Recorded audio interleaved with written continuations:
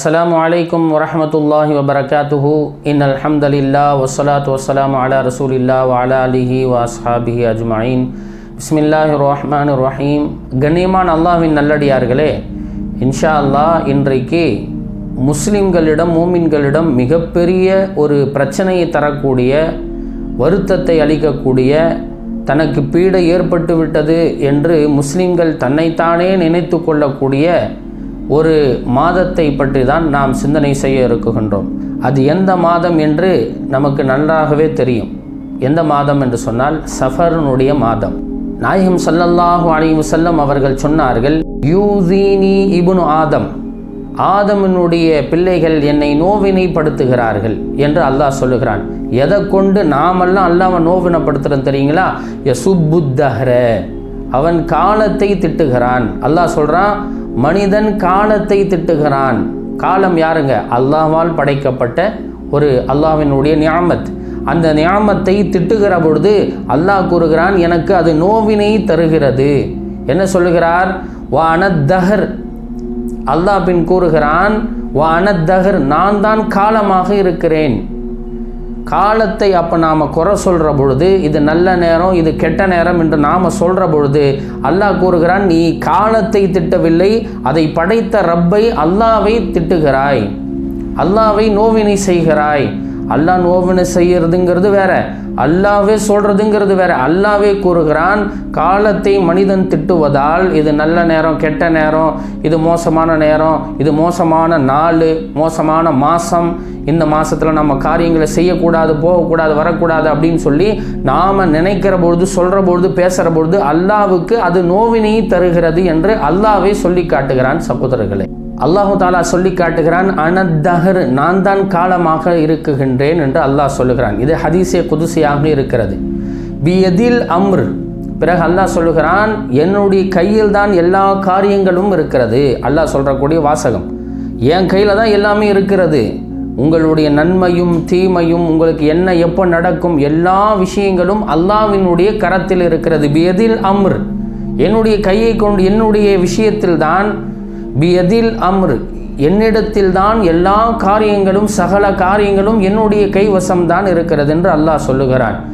யுகல்லிபுல் லைல வன்னஹார், அல்லாஹ் பிறகு சொல்லி காட்டுகிறான், இரவையும் பகலையும் நாம் தான் புரட்டுகிறோம், மாற்றுகிறோம் என்று அல்லாஹ் சொல்கிறான். அப்போ கண்ணியமான சகோதரர், இந்த சஃபர் மாதம் வந்து விட்டால் நம்ம முஸ்லீம்களுக்கு, மூமின்களுக்கு என்னதான் ஆகுதுன்னு தெரியறதில்லை. அல்லாஹ் பாதுகாக்க வேண்டும். உண்மையில் நாம் இன்றைக்கி ஒரு விஷயத்தை தெரிஞ்சுக்கிறோம். உண்மையில் இந்த சஃபர் மாதம் கெட்டது, பீடை மாதம் அப்படின்னு உருவான வரலாறு என்ன?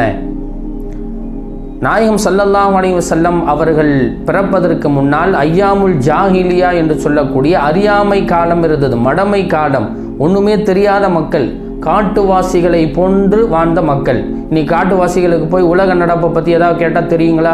அவங்க வாழ்க்கை முறையே வித்தியாசமாக இருக்கும். அறிவுக்கும் அவர்களுக்கும் எந்த சம்பந்தமும் இல்லாத ஒரு மக்கள் நாயகம் ஸல்லல்லாஹு அலைஹி வஸல்லம் அவர்கள் பிறப்பதற்கு முன்னால் இருந்த மக்கள். அதே போன்று எப்பப்பாறு சண்டையும் சச்சரவுகளும் யுத்தங்களும் செய்து கொண்டு மகிழ்ச்சி அப்படிங்கிற விஷயத்திற்கே அர்த்தமற்றவர்கள் ஐயாமுல் ஜாஹிலியா, அறியாமை காலத்தில் இருந்த மக்கள்.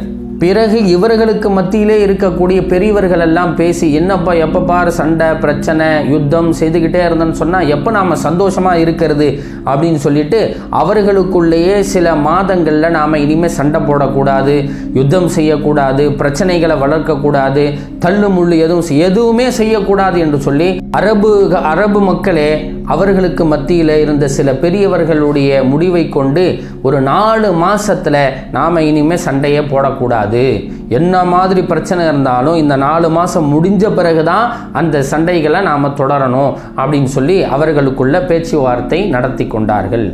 அந்த 4 மாதம் என்ன அப்படின்னு சொன்னால், முதல்ல துல் காயிதா, துல் ஹஜ்ஜு, பிறகு பார்த்தீங்கன்னு சொன்னால் முஹர்ரம், இந்த 3 மாதமும் சேர்ந்தது 11, 12, 1.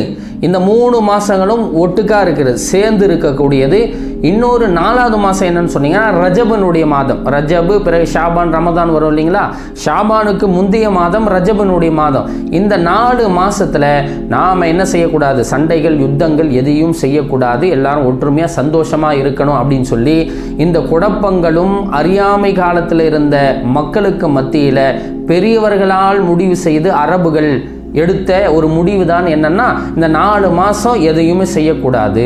இந்த 4 மாதத்தில் பார்த்தீங்கன்னா இப்படி முடிவெடுத்த பிறகு எந்த யுத்தங்களும் இந்த 4 மாதத்தில் நடக்காது, எந்த சண்டை சச்சரவுகளும் இந்த 4 மாதத்தில் நடக்காது, குழப்பங்கள் இல்லை, தள்ளுமுள்ளு இல்லை, விரோதங்கள் இல்லை, எந்த விதமான கஷ்டமும் நஷ்டமும் மன கஷ்டமும் சரி, உடல் ரீதியான பயமும் சரி, எங்கேயாவது காட்டுக்குள்ளே போனால் கூட இந்த 4 மாதத்தில் யாரும் கொல்ல கூட அடிக்கக்கூடாது என்று சொல்லி அவர்களுக்கு மத்தியில் பேச்சு கட்டி இருந்தார்கள். அப்போ இப்படி இருக்கிற பொழுது என்ன நடக்கும்?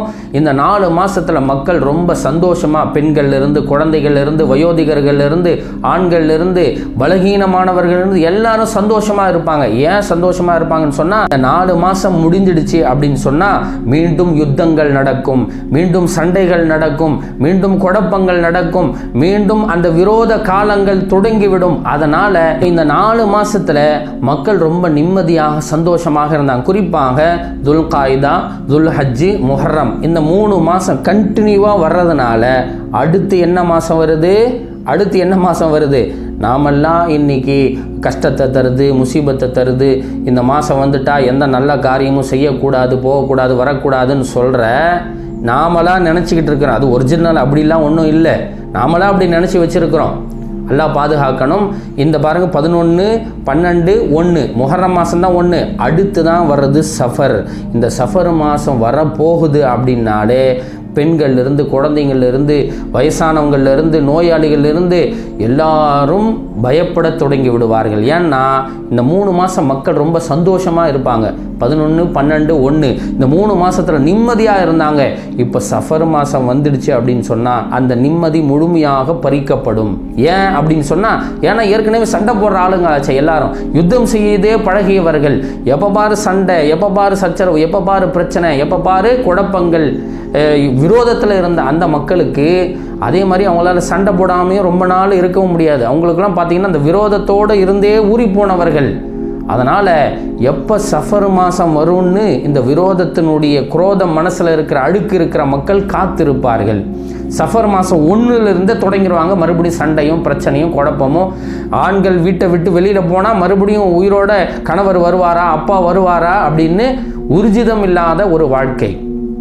அப்போ எல்லா மக்களும் சஃபர் வரப்போகுது, இனி பிரச்சனை தான், இனி குழப்பந்தான், இனி சண்டை தான், இனி யுத்தம் தான், இனி யார் எப்போ மௌத்தாவான்னு தெரியாது, என்ன நடக்கும், யார் எப்போ அநியாயம் செய்வா, என்ன செய்வாங்க, எதுவும் தெரியாத ஒரு பயமான காலம்தான் முஹர்ரம் மாதம் முடிஞ்சு சஃபர் மாதத்தில் அவங்க காலை வைக்கிற பொழுது அவர்கள் கண்ட வாழ்க்கை முறை. ஆகையால் எல்லா மக்களும் நபி ஸல்லல்லாஹு அலைஹி வஸல்லம் பிறக்கிறதுக்கு முன்னாடி இந்த 4 மாதம் அவங்களுக்கு மத்தியில் புனிதமானது அப்படின்னு ஆயிடுச்சு. பிறகு நபி ஸல்லல்லாஹு அலைஹி வஸல்லம் பிறந்தார்கள். அல்லாஹ்வுக்குமே இவங்க போட்டிருக்கிற இந்த ரூல்ஸ் அல்லாஹ்வுக்குமே ரொம்ப பிடிச்சி போனது. இன்ன இத்தத ஷுஹூரி இன்தல்லாஹி 12 ஷஹரன் ஃபீ கிதாபில்லாஹ்.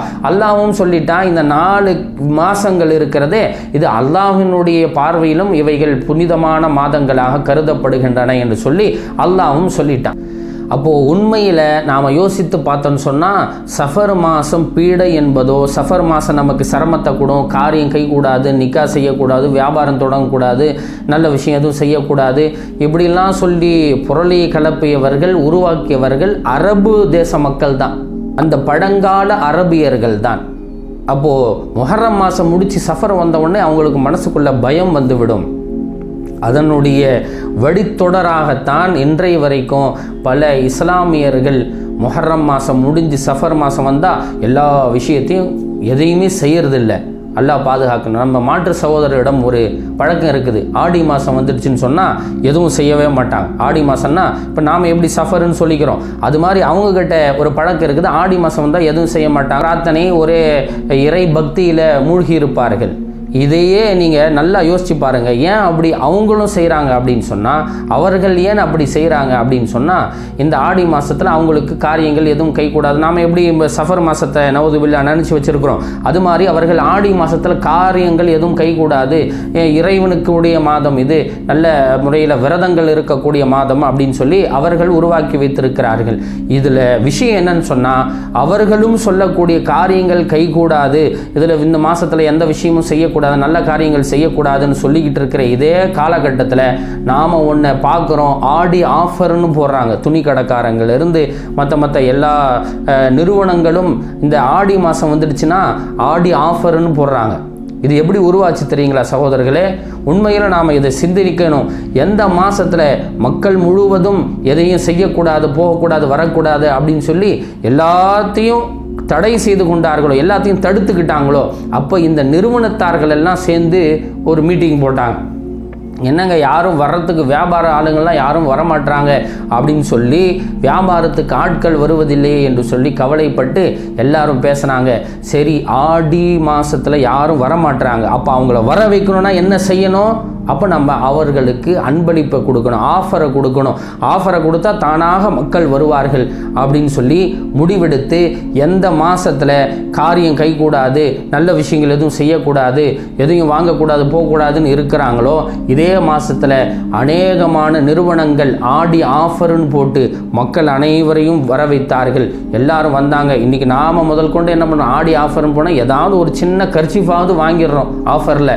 அப்போது எல்லா மக்களும் சிரமத்தில் இருக்கக்கூடிய மாதம்னு சொல்லக்கூடிய ஆடி மாதத்தில் இன்றைக்கி துணிக்கடையிலிருந்து பெரிய பெரிய நிறுவனங்கள் வரைக்கும் இன்றைக்கி அமோகமான மிகப்பெரிய லாபத்தை பார்க்கறதே இந்த ஆடி மாதம்தான்.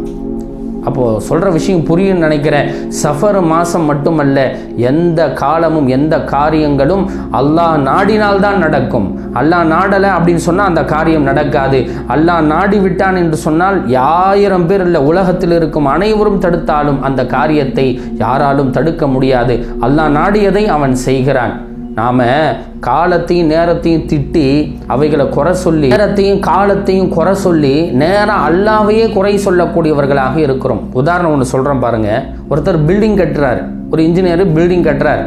பில்டிங் கட்டி முடிச்சிட்டாரு, வீட்டை ஃபினிஷ் பண்ணிட்டாரு. இப்போ நம்ம போய் உள்ளே போய் பார்க்குறோம், இதை அப்படி பண்ணியிருக்கலாம், அதை இப்படி பண்ணியிருக்கலாம், இந்த கதவு சரியில்லை, இந்த மெட்டீரியல் சரியில்லை, இதை இப்படி பண்ணியிருக்கலாம், அப்படி பண்ணியிருக்கலாம்னு சொல்கிற பொழுது நம்ம யாரை குறை சொல்கிறோன்னு நினைக்கிறீங்க?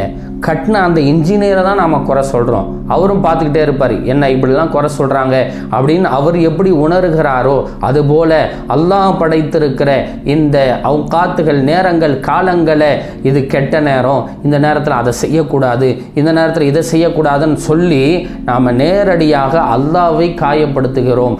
யூதீனி இப்னு ஆதம், அல்லாவே இப்படி வார்த்தைப்படுத்தி சொல்லுகிறான். இப்னு ஆதம், ஆதமினுடைய பிள்ளைகள் என்னை நோவினைப்படுத்துகிறார்கள் என்று சொல்லுகிறார். அப்போ நாம் யோசிக்கணும். இன்ஷா அல்லாஹ் நான் ஒரு வார்த்தையை சொல்கிறேன், நீங்கள் அனைவரும் சொல்லுங்கள். இதுவரை இனிமே மௌத்து வரைக்கும், இனி அடுத்து வரக்கூடிய மக்களுக்கும் நாம் அதை கற்றுத்தரணும். இன்ஷா அல்லாஹ் சஃபர் மாதம் இனிமேல் பீடை கிடையாது. இன்ஷா அல்லாஹ் நம்ம எல்லாம் சொல்லாங்களா ஒரு தடவை? இன்ஷா அல்லாஹ் சஃபர் மாதம் பீடை கிடையாது. இன்ஷா அல்லாஹ் சஃபர் மாதம் பீடை மாதம் கிடையாது. இன்ஷா அல்லாஹ் சஃபர் மாதம் பீடை மாதம் கிடையாது. சஃபர் மாதம் பீடை மாதம் கிடையாது. அல்லாஹ் நாடியது மட்டுமே நடக்கும் என்று சொல்லுங்கள். அல்லாஹ் உங்களுடைய வாழ்க்கையிலும் என்னுடைய வாழ்க்கையிலும் யார் யாரெல்லாம் சஃபர் மாதத்தில் காரியங்கள் நல்லதில்லை, செய்யக்கூடாது, போகக்கூடாது, வரக்கூடாதுன்னு சொல்கிறாங்களோ அவர்களுக்கும் அல்லாஹு தாலா இதாயத் தருவானாக.